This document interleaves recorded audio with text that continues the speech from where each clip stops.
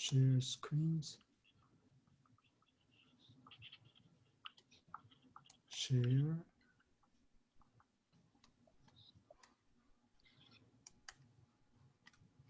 Okay, here is a list of things that need to be done today.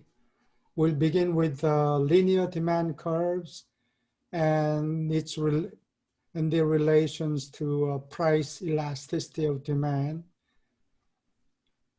Next, we will study about the income elasticity, and then substitutes and complements. And related to substitutes, we'll consider some examples of knockoffs or lookalikes. Knockoffs are very important in international trade, world trade.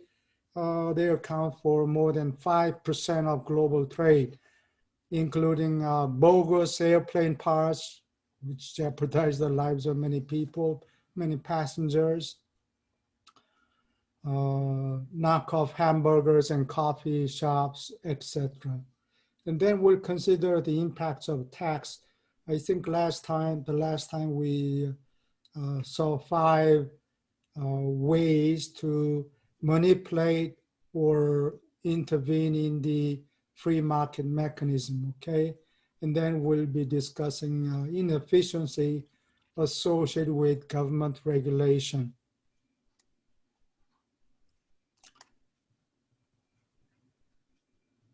Okay, let's begin with the relationship between price elasticity of demand and linear demand curve. Why? Well, because we approximate real demand curves by linear demand curves because of simplicity, okay? Straight line demand curves. And we will see that revenue is maximized at the midpoint of the linear demand curve. So here is a typical demand curve. It's a straight line. And the midpoint right here at the middle of this demand curve, price elasticity of demand is equal to 1. Above that point, demand is price elastic. Below that point, demand is price inelastic. And at the midpoint, revenue is price times output. Revenue is maximized. Before that, well, at this maximum price may be the highest, but quantity demanded is 0, so P times Q is 0. As you lower the price, you are selling more quantities and revenue is going up, and demand is elastic, price elastic. And once you reach the midpoint, the area of this rectangle becomes square. Its area is maximized. That's where revenue is maximized. Revenue is price times Q. Below that, if you want to sell more output, you need to cut the price, and revenue is going down until you reach this horizontal intercept where quantity is maximized, but you are receiving no money, so revenue is 0. So we can see that in the upper half of this demand curve, demand is price elastic. Below that, demand is price inelastic, okay? So price elasticity of demand is greater than 1 above the midpoint, less than 1 below the midpoint. And you can plot the revenue function like this. Revenue is 0 at first. It increases as output increases, reaches its maximum at the midpoint of the demand curve, and then declines thereafter, eventually reaching 0 revenue when price is 0. Free college education, free pizza, free foods. That's what Venezuelans were looking for. They wanted to pacify the multitude who always welcome free foods, free anything. But because of the opportunity cost, somebody has to pay, and consumers were not willing to pay. Well, that's too bad. So eventually, even the citizens of Venezuela with the largest oil reserve in the world were diving dumpsters. They were looking for foods at dumpsters. Okay. Next, consider the relationship between demand and income. And for this reason, we can define income elasticity rather than price elasticity, okay? And that will be distinguished from PED by using subscript I here, I standing for income, okay? So epsilon subscript I means income elasticity of demand, and is defined percentage change in demand divided by percentage change in income. So when demand increases as income increases, well, that's the case of a normal good. For most goods, that's the case. As income goes up, most people want to consume more. So for most consumption goods, consumption increases with income. The income elasticity of demand is greater than 1 for some goods. For others, it is positive, but less than 1. Any questions? Okay, if not, so when income elasticity of demand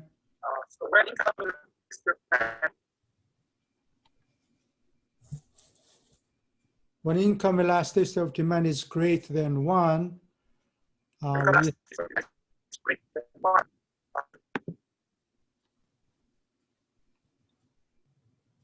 well, there is some interference or noise.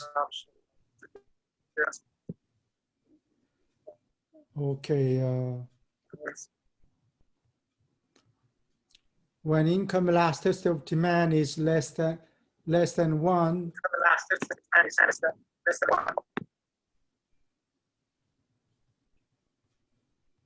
demand is, that's the usual case. If it's greater than 1, we say it's a luxury good, okay? So here's an example of, or a picture of Kobe beef,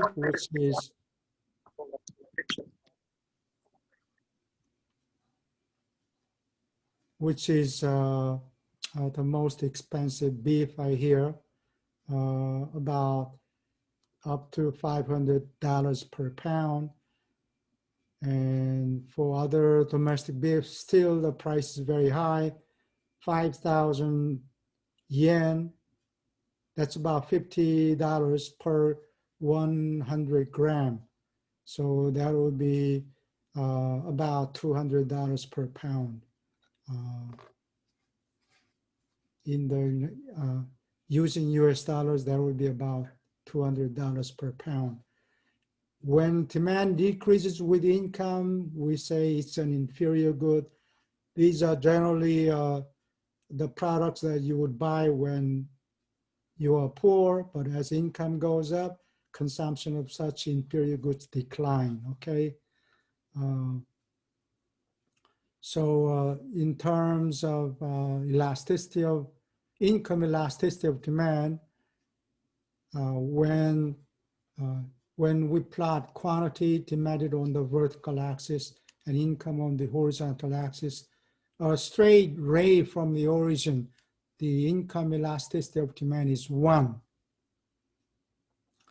If it lies above like this, income elasticity is greater than 1. If it lies below, it's the case of a normal good. And what about inferior goods like hamburgers? Well, as income goes up, at first, maybe consumption of hamburgers may rise, but eventually you reach a point where an increased income would result in decreased consumption of such inferior goods. So examples of inferior goods are like cheap cars with no luxury radios or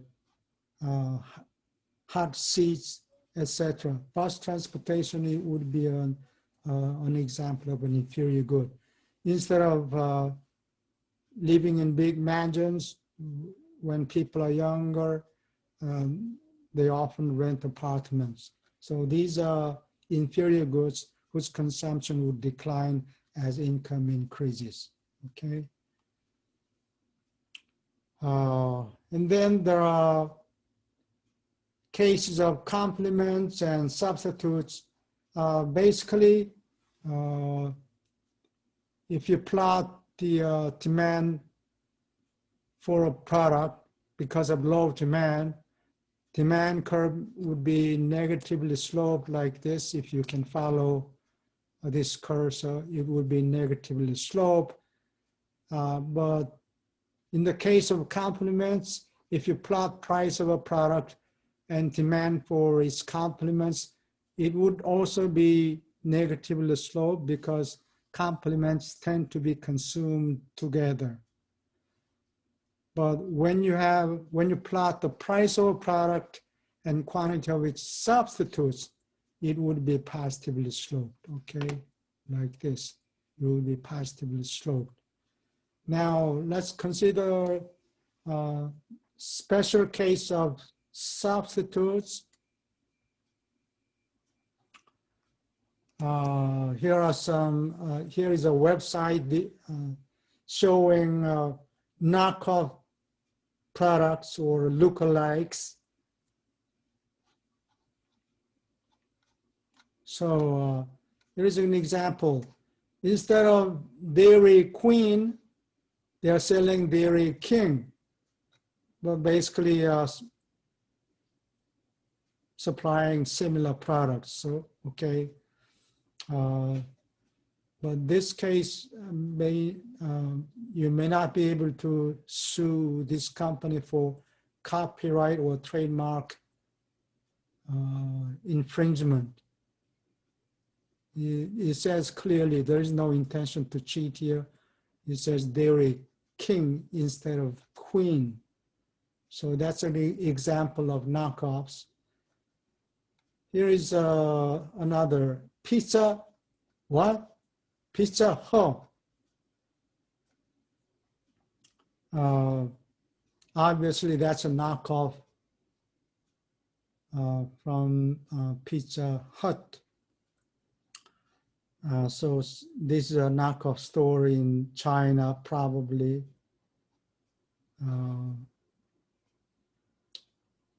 Starbucks coffee instead of Starbucks, B-U-C-K-S. This is Starbucks coffee. So here is an attempt to imitate Starbucks coffee. This one is in London. Burger Friends. This looks all right, but the logo looks very similar to Burger King. So Burger Kings may have some difficulty suing this company.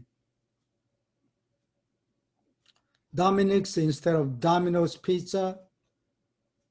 That remains whether a lawsuit against this company maybe would be successful or not remains to be seen. Michael alone, and this McDonald's symbol is upside down in this example.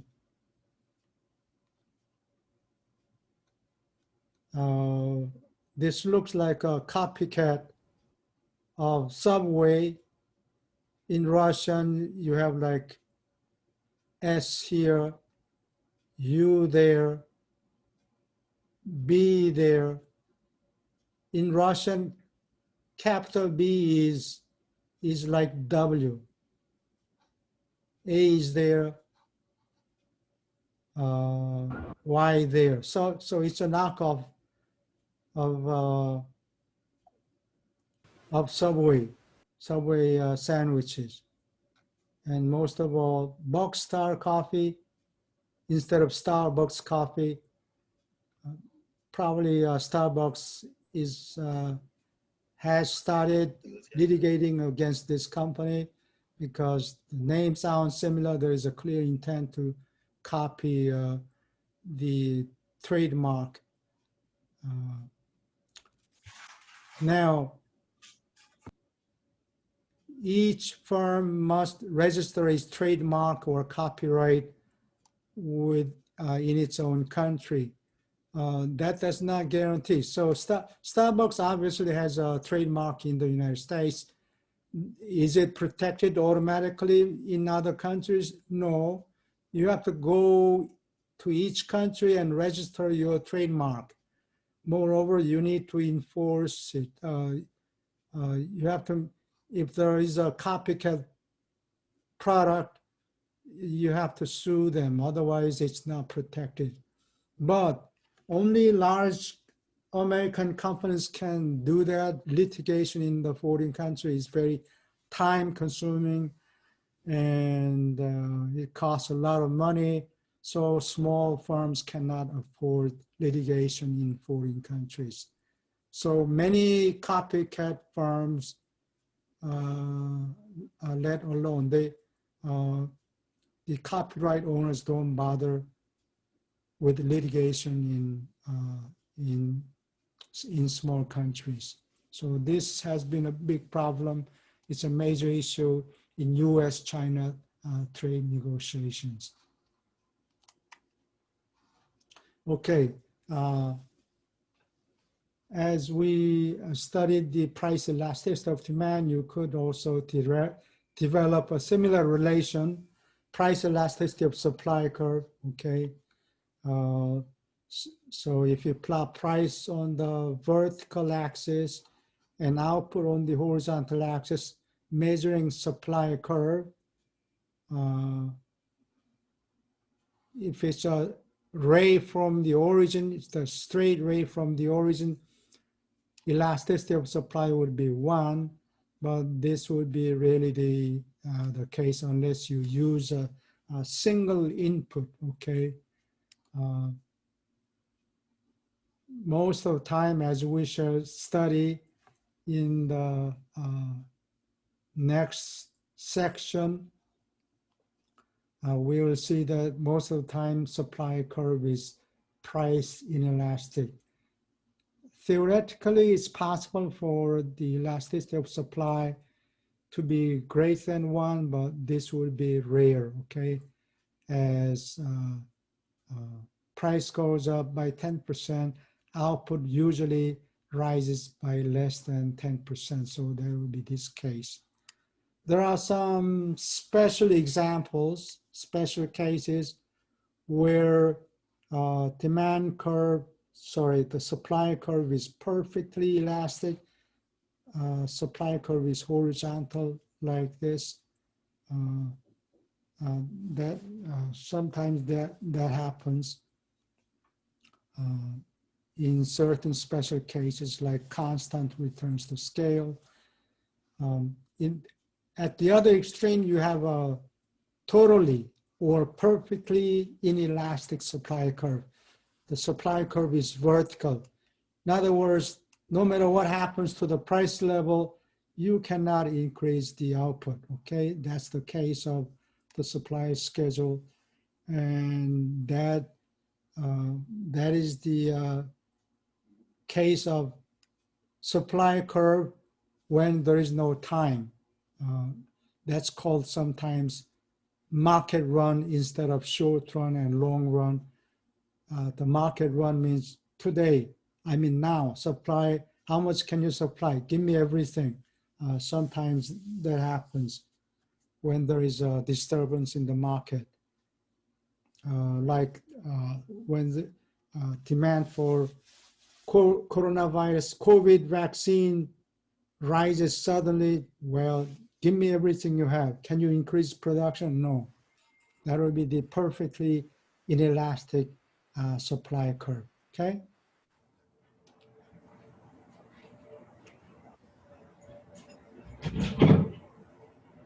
Next, let's consider the case of the impact of impact of government tax. Last time we talked about 5 ways to manipulate or interfere with the market mechanism. And number 3 was tax. How does government tax affect the market demand or supply? Okay, that we can discuss now. Usually, the government needs to raise money, okay, and it can impose, they can collect so much money in terms of income tax and real estate tax, etc. They're looking for some other markets where they can impose taxes. The primary goal in such a case is not to damage the market too much, okay?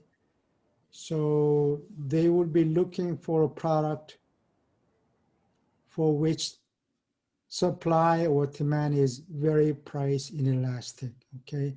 If it's elastic, there will be a huge demand or supply response, and then it would be difficult for the government to collect taxes, okay? So the necessary condition to impose government tax is the case of inelastic demand, like demand for cigarettes, demand for liquor, etc.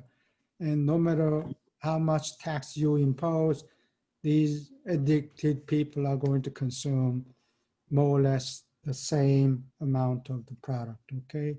So in this example, here's the demand curve and the supply curve, but this supply curve is very price elastic.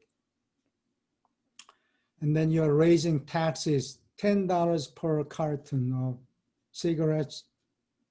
So supply curve, when $10 tax is imposed to the seller's supply curve shifts upward. So it appears on the surface that it appears the seller is paying tax. That's true. They are paying, well, after they calculate all the revenues, they'll have to pay 10% tax on cigarette sales. $10 tax, sorry. But who is actually bearing the cost of this tax? Well, because of inelastic demand curve in this case, out of this $10 tax, suppliers, firms will be paying because price is going down, okay? So the equilibrium price goes down from this level from $30 to $28. So the seller is paying only $2 and the remainder, $8 is paid by consumers because consumer demand is very price inelastic. So the tax burden of excise tax or sales tax, $10, it's going to be split between consumers and producers. How much who is going to bear the lion's share of government tax? Well, that depends on how elastic their demand or supply curves are, okay? So here is another case where demand is very price elastic, supply curve is inelastic. In this case, the burden would be mostly on the shoulders of the seller, paying $8 this much, here $8, and consumers, because they have a very price elastic demand curve, you can tolerate only a small increase in the price. So in this case, consumers don't bear very much. It is the seller who's bearing the lion's share of this government tax. So Japanese Prime Minister Shinzo Abe, he resigned recently, a couple of weeks ago. Japanese citizens were very unhappy because he raised the excise tax to 10%. So whenever they buy liquor or cigarettes or any consumption goods, including food, they are paying 10% more. If demand for these products are price elastic, like food,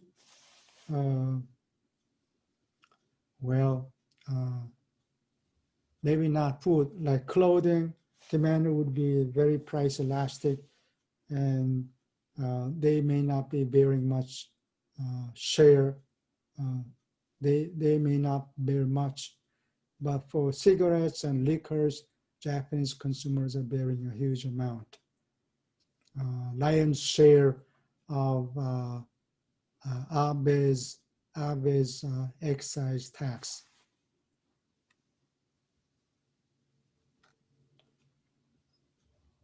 Okay, next.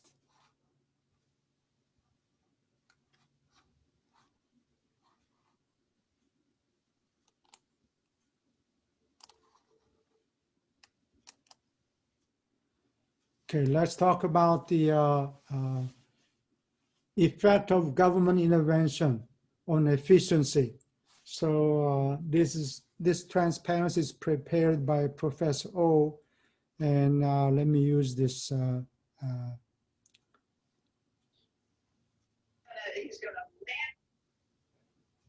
This is the okay. D stands for demand curve, and S stands for the market supply curve, and free market equilibrium price occurs at the intersection of demand and the supply schedule. Okay.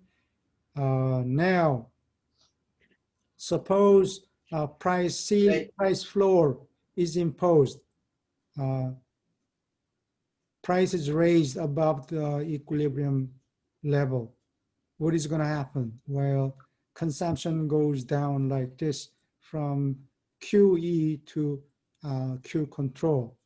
There will be consequences of such intervention or interference with the free market. Some years ago, immediately after the collapse of the former Soviet Union, I think that was around 1991 or 2, I had a chance to visit Poland, and after the conference, we visited the old city that had been destroyed by the Russians and Germans and so on. There was, by that time, the old city had not been restored, and there was nothing to buy at the marketplace, except there was only one place where there was a long line, waiting line of consumers. So I asked them, what are you doing here? They said, well, they are waiting in line to buy ice cream, okay? Have you ever seen a demand curve or supply curve? I haven't. But these consumers and producers behave as if they have a demand curve or supply curve, okay? So can you imagine this demand curve we draw here is actually a bunch of dots. You can rearrange these consumers. Of course, they will say no. In most cases, when you line up, first come, first serve, but at least mentally, we can do the mental gymnastics and say, well, excuse us, could you please reshuffle and line up in the order of your willingness to pay? So the first guy over there is the person with the highest amount of money he's willing to pay. say $10, the next person $9.90, the next person $9.75, etc. Okay, rearrange, reshuffle these consumers in the demand curve so that they are lined up in terms, they are ordered, they are ranked in terms of their willingness to pay. So the last person right there, equilibrium price is say $5. He's exactly willing to pay $5. So all this dot shows marginal benefit. Willingness to pay, demand schedule is willingness to pay schedule, and that represents marginal benefit to the society. Okay? Right. And it goes down to price level below the equilibrium level, okay? On the other hand, the supply curve is in effect marginal cost curve. Hey. Supply curve is marginal cost curve. So when the price floor is imposed like here, which effectively restricting the supply of output to this level here, okay? Then let's examine this situation. This is not an equilibrium situation because the last person, beyond the last person who was able to buy the product at $10 per unit,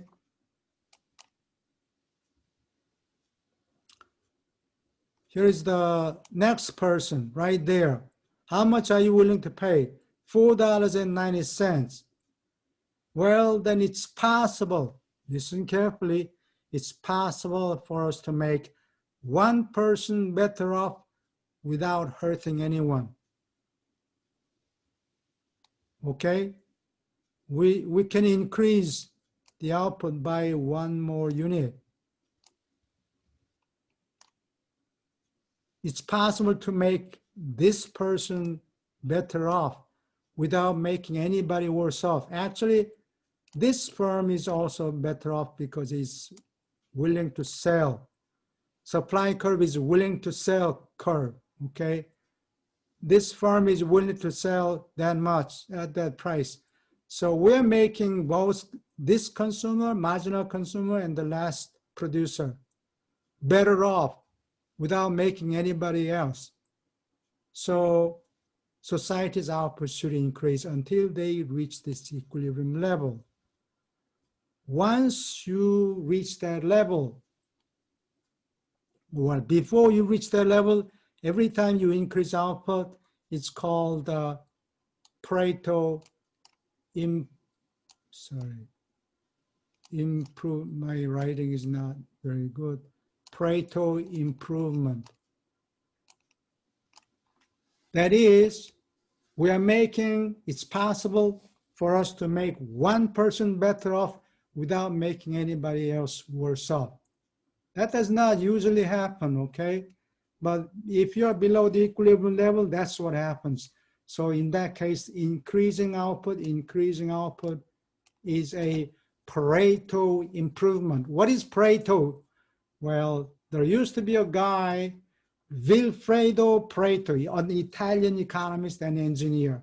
He came up with this, this notion of Pareto improvement and Pareto efficiency. He actually married a young woman, and later this wife left him. That means when she left, he was not happy. So he could object, but you cannot force your will on another person. So like when we go to a wedding ceremony, I think they ask question, is there anybody objecting to this marriage or this wedding? And somebody says, I object, then it creates a huge problem, right? So Pareto improvement means it's possible to make one person better off without making another worse off, okay? But once you reach the efficient allocation, market allocation, it becomes impossible. Pareto, so that allocation is sometimes called Pareto efficient. Okay, an allocation is Pareto efficient if it's possible to make one person better off without making another worse off. And that happens to occur at the free market equilibrium. Is that clear? So you've studied these two different notions, Pareto improvement. That means it's possible to make one person better off without making another person worse off. Okay, that's Pareto improvement.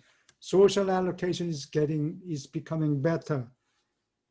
An allocation is Pareto efficient, or sometimes we say allocatively efficient.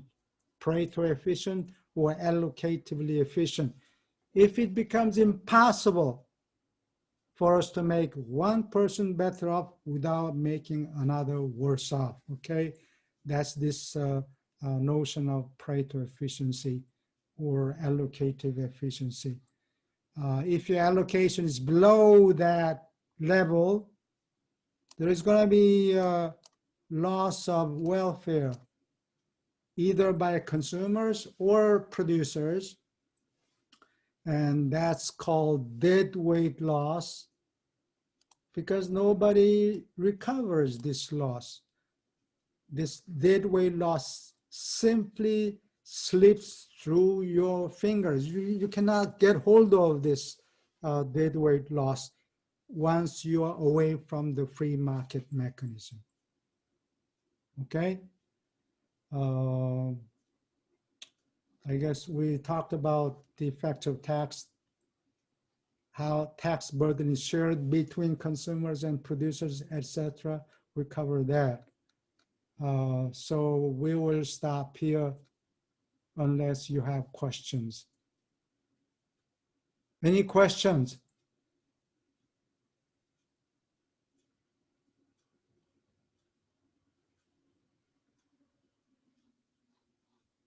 If not,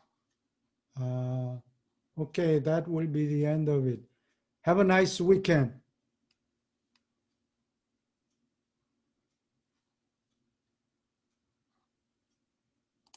Thank you. Thank you. You're Thank welcome. you. Yeah, bye. Have a nice Thank weekend. you. Yeah, thanks. Thank you. Bye.